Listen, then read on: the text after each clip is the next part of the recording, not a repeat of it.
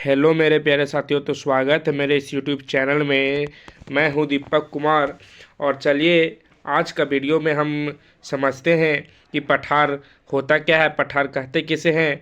तो चलिए lecture start करते हैं और समझने का प्रयास कीजिएगा। तो वीडियो के लास्ट तक बने रहिएगा। तो यहाँ बोला गया है कि पठार उठी हुई एवं सपाट भूमि है। क्या है? पठार उठी हुई एवं सपाट भूमि होती है और यह आसपास के क्षेत्रों से अधिक उठा हुआ होता है। क्या होता है दोस्तों? जो हमारा पठार है वह उठी हुई एवं सपाट भूमि होती है और यह आसपास के क्षेत्रों से अधिक उठा हुआ होता है तथा इसकी ऊपरी भाग मेज के समान सपाट होती है। और जो यह इसका उठा हुआ भाग होता है, क्या है? मेज के समान सपाट होता है। किसी पठार के एक या एक से अधिक किनारे होते हैं। क्या बोला गया है? कि किसी भी पठार का एक या एक से अधिक किनारे भी होते हैं। क्या होते हैं? एक या एक से अधिक किनारे होते हैं जिनके ढाल होते हैं। क्या बोला गया है? जिनका ढाल होता है। क्या होता है दोस्तों? ढाल होता है। तो आगे समझिएगा। और यहाँ क्या बोला गया है कि जो पठार का ऊंचाई है वह प्रायः कितना है? कुछ 100 मीटर से लेकर कुछ 1000 मीटर तक की हो सकती है। यानी जो हमारा पठार है वह पठार की ऊंचाई कितना है? 100 मीटर से लेकर 1000 मीटर तक की हो सकती है। ठीक है मेरे प्यारे साथियों, तो समझिएगा। अब आगे क्या बोला गया है कि पर्वतों की सतह पठार भी नए या पुराने हो सकते हैं। यानी जो हमारा पर्वत है, जिस प्रकार से हमारा पर्वत पुराने होते हैं उसी प्रकार से ठीक जो हमारा पठार है, क्या है? पठार है वह भी क्या है? पुराने या नए हो सकते हैं। पुराने या नए हो सकते हैं। तो चलिए दोस्तों, अब हम फिगर के माध्यम से समझते हैं, पठार को समझने का प्रयास करते हैं। तो देखिएगा कि यह जो हमारा क्या है? भूमि है। क्या है? एक धरातल है। ठीक है दोस्तों, क्या है? धरातल है। और इसी धरातल पे क्या है? हमारा पठार जो ऊंचा उठा हुआ है। ठीक है। अब यह जो उठा हुआ भाग है दोस्तों, इसी को हम क्या कहते हैं? पठार कहते हैं। क्या कहते हैं? पठार कहते हैं। और यह जो पठार है, क्या है? पठार है। तो जो ऊपर का भाग जो दिख रहा है दोस्तों, यह जो हमारा भाग है, यह क्या है? यह जो हमारा भाग है, यह क्या है? एक मेज के समान सपाट होता है। क्या होता है? मेज के समान सपाट होता है, जिसे हम क्या कहते हैं? पठार कहते हैं। और एक बात समझिएगा कि इसमें बहुत सारे यानी कई कोने हो सकते हैं। क्या होते हैं? कई कोने होते हैं जो जिनका ढाल भी होता है। क्या होता है? जिनका ढाल होता है। यानी यह क्या है? कई कोना होता है इस प्रकार से। ठीक है। जिसका ढाल भी होता है। यानी यह जो भाग है, क्या है? यह जो भाग है यह क्या है? ढाल है। ठीक है। तो क्लियर है दोस्तों। अब हम आगे समझते हैं कुछ पठार का विशेषता। क्या समझते हैं दोस्तों? पठार का कुछ विशेषता है जो हमारे पेपर में क्वेश्चन पूछे जाते हैं, तो समझने का प्रयास कीजिएगा। यहाँ क्या बोला गया दोस्तों? पहला जो विशेषता हमारा पठार का क्या है? पहला विशेषता, भारत में जो दक्कन पठार है, क्या है? दक्कन पठार पुराने पठारों में से एक है। तो एग्जाम में आपका सवाल पूछ सकता है दोस्तों कि जो हमारा पुराना पठार है वह कौन सा पठार है? क्या है? जो हमारा पुराना पठार है वह कौन सा पठार है? तो आप क्या लगाइएगा आंसर? दक्कन का पठार। क्या लगाइएगा? दक्कन का पठार। और यह कहाँ है? भारत में है। कहाँ पे दोस्तों? भारत में है। दक्कन का पठार कहाँ है? भारत में है। ठीक है। चलिए अब आगे देखते हैं दूसरा।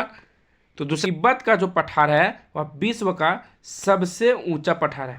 ठीक है। जो हमारा तिब्बत का पठार है मेरे प्यारे साथियों, वह क्या है?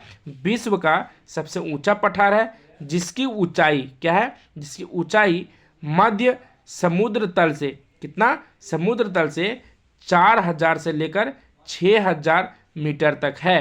क्या है? 4000 से 6000 मीटर तक है। कौन? तिब्बत का पठार। तो ये भी आपका एग्जाम में पूछ सकता है दोस्तों, तो इसे याद रखिएगा। अब चलिए जो तीसरा हमारा विशेषता है उसे समझने का प्रयास करते हैं। तीसरा विशेषता क्या है? क्या है?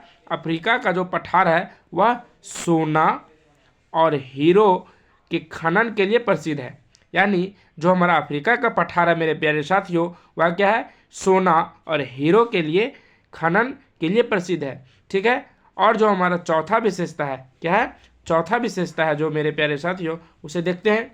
क्या बोला गया है कि भारत में छोटा नागपुर के पठार में लोहा, कोयला तथा मैग्नीज के बहुत बड़े भंडार पाए जाते हैं। यानी जो हमारा भारत में छोटा नागपुर के पठार है, क्या है, जो मेरा छोटा नागपुर है के पठार में लोहा, कोयला तथा मैग्नीज का बहुत बड़ा पठार है। तो यहाँ से भी आपको एक सवाल पूछ सकता है कि जो हमारा पठारों में लोहा, कोयला तथा जो मैग्नीज का बहुत बड़े भंडार पाए जाते हैं वह कौन से पठार में? तो छोटा नागपुर के पठार। कहाँ पे? छोटा नागपुर के पठार। अब छोटा नागपुर कहाँ पे है? तो भारत में है। कहाँ पे है? भारत में है। तो याद रखिएगा। अब चलिए हम पांचवा विशेषता देखते हैं पठार का। क्या है? क्षेत्रों में बहुत से जलप्रपात हो सकते हैं। पठारी क्षेत्र में बहुत से जलप्रपात हो सकते हैं। और भारत में छोटा नागपुर पठार पर एक स्वर्ण नदी है। क्या है दोस्तों? भारत में छोटा नागपुर पठार पर क्या है? एक स्वर्ण रेखा नदी है। क्या है? स्वर्ण रेखा नदी है जिस पर स्थित हुंडरू जलप्रपात क्या है? एक भारत में क्या है?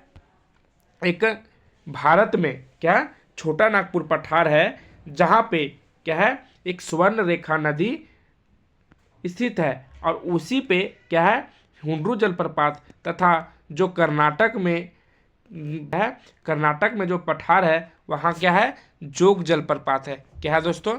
जोग जलप्रपात। तो यहाँ से आपका क्वेश्चन बनने का बहुत ही चांस रहता है दोस्तों। याद रखिएगा। इसे एक बार और रिपीट कर देते हैं। क्या है कि जो हमारा पठार क्या है दोस्तों? हमारा पठारी क्षेत्र में बहुत से जलप्रपात हो सकते हैं जिनमें से भारत में छोटा नागपुर पठार है। क्या है? भारत में छोटा नागपुर पठार है जिस पर क्या है? स्वर्ण रेखा नदी स्थित है। क्या है? स्वर्ण रेखा नदी स्थित है। ठीक है दोस्तों। जहाँ पे क्या है? एक हुंडरू जलप्रपात है। क्या है? हुंडरू जलप्रपात है।